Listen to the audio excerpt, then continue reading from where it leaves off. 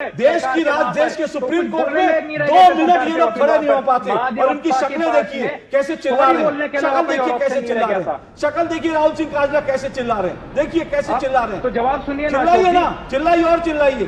Public देखे कि जिनके पास सबूत नहीं होता, क्योंकि आपके ही प्रवक्ता कहते हैं कि चिल्लाते वही है जिनके बात में दम नहीं होता। दोस्तों, अभी तो था मस्ती का माहौल, अब शुरू होती है असली बहस। ये है वाइब विचार, सच, सवाल और सीधी बात। वीडियो पसंद आए तो लाइक जरूर करें। पिक्चर चालू करो बे। राहुल सिंह काजला बड़ी स्पष्टता से बात कीजिए। केंद्र के मंत्री भ्रम में मत डालिए। केंद्र के मंत्री ये कह रहे हैं मत डालिए राहुल सिंह काजला भ्रम में मत डालिए लोगों को। ये जो कह रहे हैं वो वोटर लिस्ट फाइनल नहीं है। ये सुप्रीम कोर्ट ने भी कहा, ये चुनाव आयोग ने भी कहा, जिन लोगों के कह रहे हैं वोट कटे वो फाइनल नहीं है। और हाँ, भारत में भारत के नागरिकों को ही वोट देने का अधिकार होगा। कोई घुसपैठिया वोट नहीं देगा भारत में आके। और आप लोग अगर घुसपैठियों को लाएंगे तो उनको खदेड़ा जाएगा, उनके नाम निकाले जाएंगे। एक वोटर लिस्ट से बाहर निकालने के लिए पता है कि जो 20 साल में मैं आपको बताता हूं, नीतीश कुमार चला रहे हैं और भारतीय जनता पार्टी मुजफ्फरपुर के घर के अंदर उखाड़ करके फेंकने का एक मुद्दा वहां के लोगों ने उठा लिया। कनौज का बताते हैं। नहीं अशोक जी, आप मेरी बात सुनिए ना, आपने मुझसे सवाल पूछा है, हिम्मत है तो सुनिए। चिल्लाने से नहीं होगा, मेरी बात चिल्लाने से नहीं होगा। चिल्लाना आपका कुछ काम आता ना तो सुप्रीम कोर्ट अब तक आपकी बात मान लिया होता। वहां भी जाकर आप छाती पीट रहे हैं, लेकिन अगर आपने मुझसे सवाल पूछा, मुझसे जवाब सुनिए ना। आप सुप्रीम कोर्ट में इतनी आपको लाता उसके बावजूद आप चिल्ला रहे हैं। शर्म होनी चाहिए, शर्म होनी चाहिए, शर्म होनी चाहिए। चिल्ला चिल्ला कर आप अपनी बात साबित करना चाहते हैं। सुप्रीम कोर्ट में ये वो लोग हैं जिनके पास एक सबूत नहीं, टेलीविजन चैनल में बैठकर छाती पीटेंगे, चिल्लाएंगे, इनके पास एक सबूत नहीं है। सुप्रीम कोर्ट में 2 मिनट नहीं खड़े हो सकते ये लोग, 2 मिनट नहीं खड़े हो सकते। टेलीविजन चैनल में ऐसे चिल्लाएंगे जैसे इनके पास बड़े सबूत है। लेकिन देश के सुप्रीम कोर्ट में 2 मिनट ये लोग खड़े नहीं हो पाते और इनकी शक्लें देखिए कैसे चिल्ला रहे हैं। शक्ल देखिए कैसे चिल्ला रहे हैं। शक्ल देखिए राहुल सिंह काजला कैसे चिल्ला रहे हैं। देखिए कैसे चिल्ला रहे हैं। तो जवाब सुनिए ना, चिल्लाइए ना, चिल्लाइए और चिल्लाइए। पब्लिक देखे कि जिनके पास सबूत नहीं होता, क्योंकि आपके ही प्रवक्ता कहते हैं कि चिल्लाते वही है जिनके बात में दम नहीं होता। चिल्लाइए ना आप।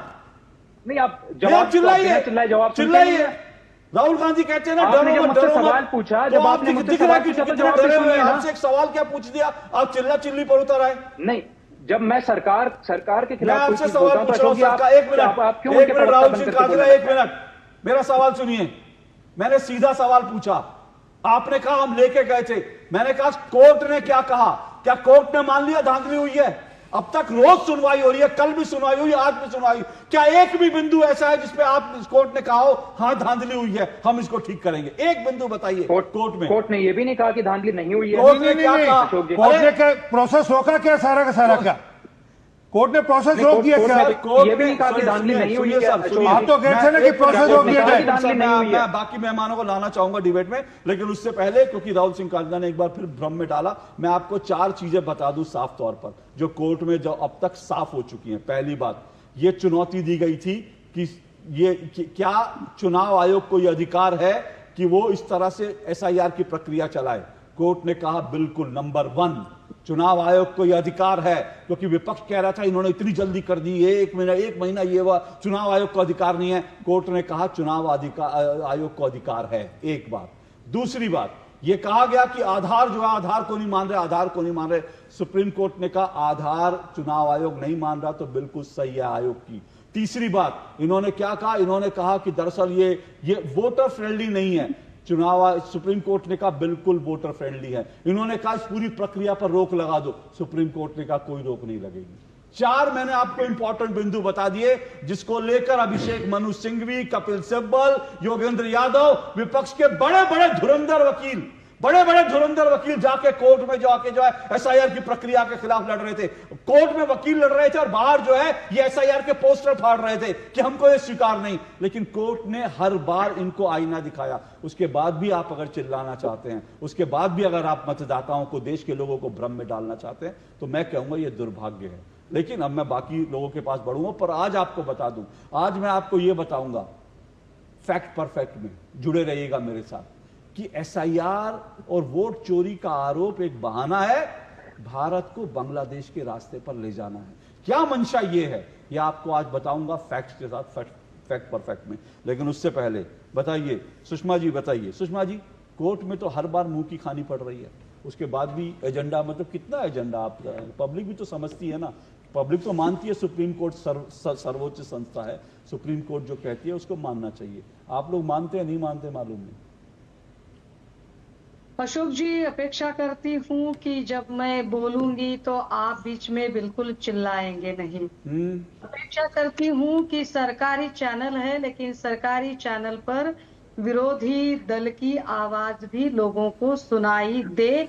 कम से कम इतनी तो शांतता, आप शांति बरकरार रखेंगे। अब एक मिनट रुकिए, क्योंकि आपने जिस तरह से, अब एक मिनट, आपने अभी आपने बोलना शुरू, एक मिनट, अभी आपने बोलना शुरू नहीं किया, मैं आपको पूरा समय दूंगा, लेकिन आपने जो कहा पहली बात तो ये सरकारी चैनल नहीं है, अपना दुरुस्त कीजिए थोड़ा सा। आप लोग, दिक्कत ये है कि आप लोग जो ना रिसर्च करके नहीं आते।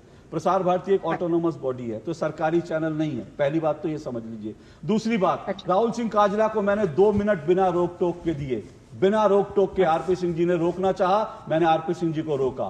तो ये जो भी चैनल है ब्रॉडकास्ट, जो ये पब्लिक ब्रॉडकास्ट चैनल है, विपक्ष को आपको बुलाया है, आपको बोलने के लिए बुलाया है। लेकिन राहुल सिंह काजला की तरह अगर आप भी सवालों का जवाब ना देकर चिल्लाएंगी तो मैं आपको इस बात का एहसास दिलाऊंगा कि अशोक श्रीवास्तव आपसे तेज आवाज में चिल्ला सकता है, वो मेरी ताकत है गले की। अगर इसलिए आप सवालों पर रहेंगी, मुद्दे पर रहेंगी तो जरूर सुनूंगा, चिल्लाएंगी तो आपको उससे ज्यादा दुगनी ताकत से चिल्ला के बताऊंगा। अब बोलिए, अब आप मुद्दे पर। अशोक श्रीवास्तव, पहले तो मैं आपकी कोई मुजरिम नहीं हूँ, ना ही मैं आपको कोई बाउंडेड हूँ। यह मैं आपको जरा बड़ी शांति से बता दूं। आपने डिबेट में बड़े सम्मान से मुझे बुलाया है। अगर सम्मान से बुलाया है और अगर सम्मान से बोलने देंगे तो बोलूंगी। अगर इस तरह से आप डिक्टेटरशिप दिखाएंगे और आपको अगर लगेगा कि मैं एंकर हूं तो मैं कुछ भी कर सकता हूं, तो आप और आपका चैनल आपके लिए और ज्यादा आगे तरक्की करता जाए। लेकिन अगर आप बुलाते हैं तो आप सम्मान से बोलने दीजिए और सुनने की ताकत रखिए। पहली बात, विपक्ष के साथ दिक्कत पता है क्या है? सुप्रीम कोर्ट का फैसला आएगा तो कोर्ट को अंगूठा दिखा देंगे, चुनाव आयोग कुछ कहेगा उसको अंगूठा दिखा देंगे, एंकर सवाल पूछेगा तो शुरुआत में एंकर को आईना दिखाने की कोशिश करेंगे। मैडम, ये सब चीजें ना मैं बहुत देख चुका हूं, मैं बहुत पुराने समय से डिबेट कर रहा हूं। ये सब चीजें बहुत देखिए कि पहले एंकर पे हमला कर दो ताकि एंकर डर सहन करके बैठ जाए और एंकर आप लोगों से सवाल ना पूछे, डर कर बैठ जाए कि नहीं जी सुषमा जी ने तो मुझे डरा दिया, अब मैं सुषमा जी से कैसे सवाल पूछूंगा। तो मैं आपसे सवाल पूछूंगा। आप कटघरे में नहीं है ना, मैम, ना आप मुजरिम हैं, लेकिन आप पॉलिटिकल पार्टी को रिप्रेजेंट कर रही हैं और एज एन एंकर मुझे इस बात का अधिकार है कि मैं आप लोगों से सवाल पूछूं। अगर आप देश की संवैधानिक संस्थाओं पर सवाल उठाएंगी तो मुझे हक है कि मैं आपसे सवाल पूछूं। आप सवाल पर आइए और अगर आईना दिखाना है मुझे तो दिखाइए, मुझे कोई फर्क नहीं पड़ता, ना मैं डरता हूं। बोलिए। अशोक जी, मैंने आपको बिल्कुल टोका नहीं, आप एंकर होने के बावजूद मैंने आपको टोका नहीं, ठीक है। रही बात मुझे सवाल दिखाने की या मुझे सवाल पूछने की, मैं आपके हर सवाल का जवाब देने के लिए तैयार हूं।